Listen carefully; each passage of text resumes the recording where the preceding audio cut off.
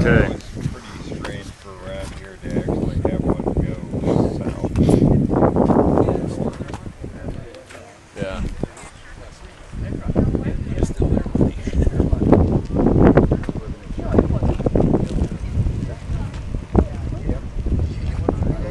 I was up there working for the insurance office at the time, and they called. They needed about 12, 14 deputies to go up there and help them, just basically, cordon off that bad neighborhood. Oh, the Buffalo Ridge neighborhood. Yeah, yeah. I lived right by there. Really? But Man. my house wasn't touched, so I was just north of it. That's a Motorola canopy. Yeah. Wireless internet. Oh, really? Yeah. Oh, Getting it off. It across comes the off street. of Treasure Island over there. Oh, I've never seen that before. You know all about that stuff. Sweet.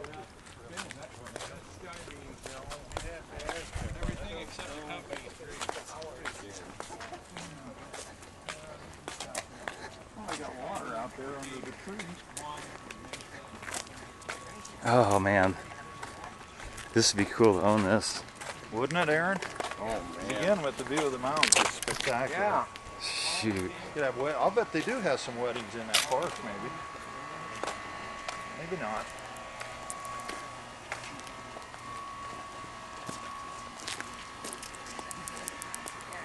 Oh wow. Near those missile places out by Sterling anymore. No. Crumple that anymore. Yeah.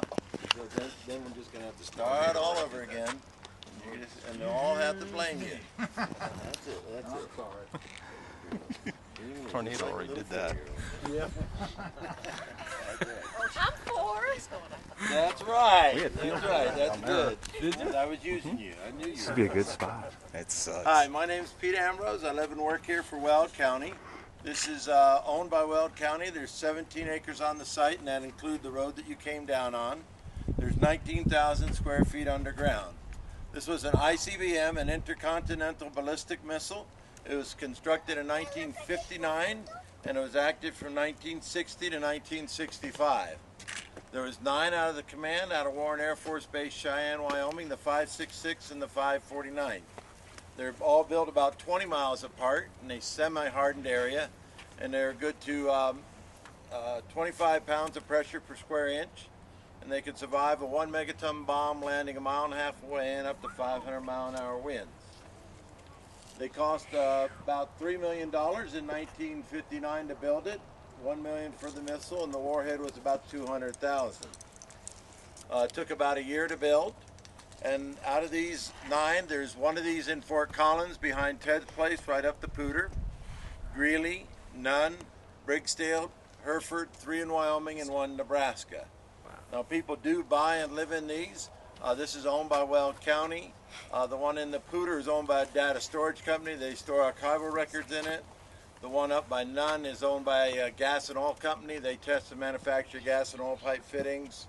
And the other 2 is, one is buried by the Air Force and one is privately owned in Colorado, and then the other ones are privately owned. And so you could find these on the internet if you can, and they have them for sale. I've seen them go as low as $1,000 to $2 million. So so there's plenty of room around here for you.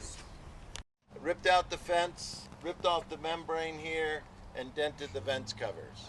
That was about 130, 140 miles an hour. That's all it did to it. Just dented. The door was open 8 feet, and the paper's inside that you'll hand out. Yeah, it took me about a minute to get it this far open. So when we lost power after the tornado, I had to crank it open and then put my 2-ton chain and crank it closed. So I made sure that I really wanted to use the door because it was a pain both ways, And these are the patches. The one over here, the 5.66, this was the Missileers patch. The color of the earth represents they could be in there. The glasses and the little lamp on top of his helmet meant he could still see you. The stars represented how many sites there was, and then of course he had a olive branch across the nuclear missile. So there was a symbolization in all this of peace and harmony. and whatever you Guardian, did you get all your happy patches? Good boy. Did you get the pop bottle rocket here? Boy, you don't even see this from driving around this place. Well, It'd you be can't. awesome to have this way you drive junk in here. I'd like to have one of these on top of a mountain. Kind of like This is right, the big yellow clamp, the gas out here, held missile in place, and then the picture of the gentleman in green were the guards. There was actually 4 guards on site, 2 on duty at all times. And then the gentleman right to the left were the missileers. They had painter's coveralls because it was still new. They couldn't figure out what uniforms to give them, and they had 2 officers and 3 enlisted. And then on the opposite wall, the first picture you see is the missile in the upright firing position, where it was getting ready to fire. And then the second picture shows you a missile being transported. This is how they transported it.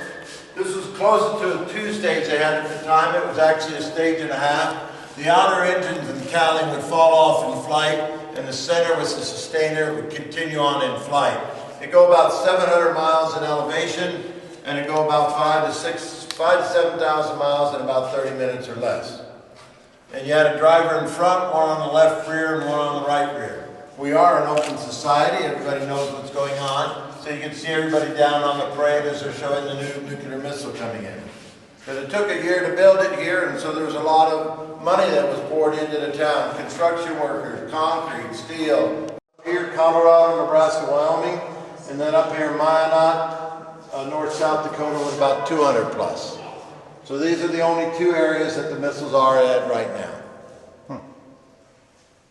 If they fired this one, wouldn't it destroy the concrete? Yeah, they looked at about a 4 to 6 month reload time. It held it for 1.5 seconds, so your concrete be crystallized, your wiring be shot, different things would happen. So there was a lot of work to come afterwards. Where would the flame go? It'd go down, I didn't show you that doggone thing out there. He confused me. Thank you very much. Out there's a cover that where the flames go in and up away from the missile. That's the blast cover. When we go up there, you'll see the red pylons and also when you go into the trough here. Well, you won't go into the trough, sorry. This over here is the liquid oxygen tank room, the LOX room. And the picture with the big yellow arrow underneath it, my tank would fill that cavity. Let me turn the lights on in there. They keep going off.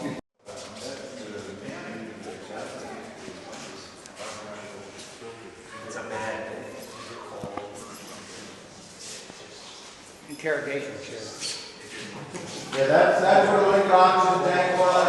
I want to take a picture of the blueprints over there. On the other side, buried underground with your okay. your nitrogen and your air. Wasn't a throwaway society like you have nowadays. I mean, here's a spreader. You get that old stomach out of the way while you're operating. And then you had some old manually operated rib spreaders, not the fancy ones you see in the ER movies. And see, these were manually. Hopefully you're unconscious. Definitely hurt. And there was narcotics in here, prescriptions. There's cat gut, bone wax, different type of sutures and stuff.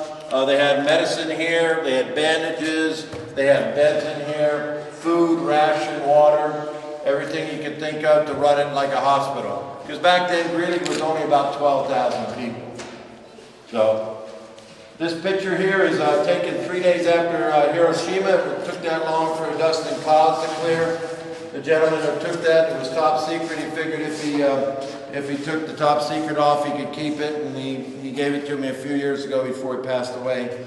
But it went off at about 1,800 feet, killed 100,000 people, and then they hit Nagasaki 3 days later. The issue here was one plane, one bomb. General May was firebombing Japanese cities, sending 500 planes, killing 100,000 people.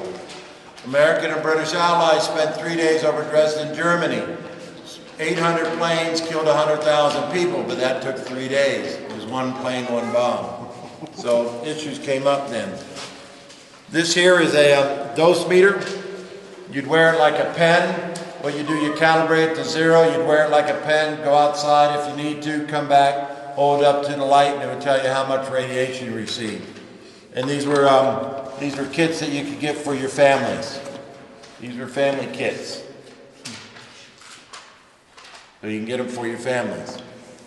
And this here is a Brady Act Meter. Actually, it's called a nuclear bomb effect computer. If anybody knows how to work a slide rule, I think you could work this. I cannot.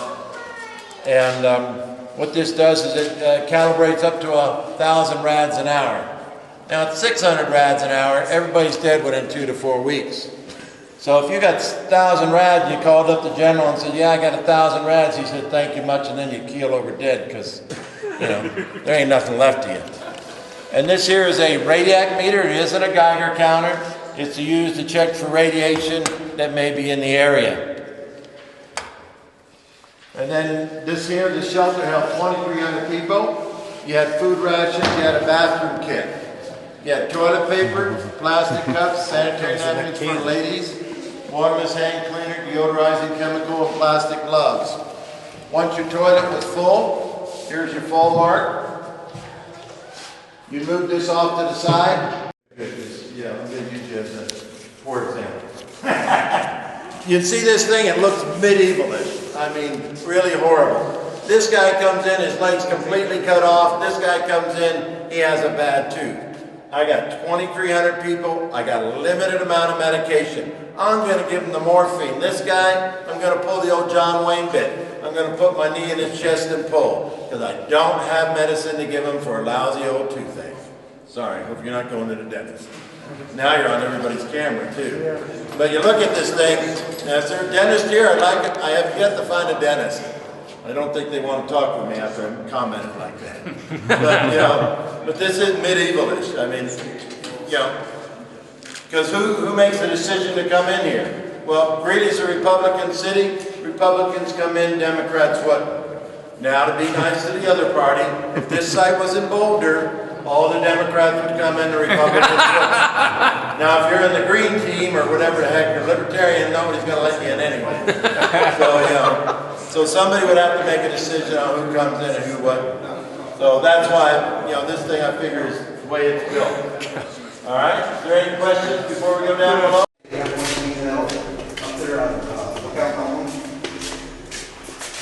It goes from the channel 4, channel 7, channel 9 studio to the antenna. Oh, something like this, but it's really steep. The guys are using the cables, the antenna lines, to walk out because it was so steep. Yeah, so you got stuff underneath the floor here too.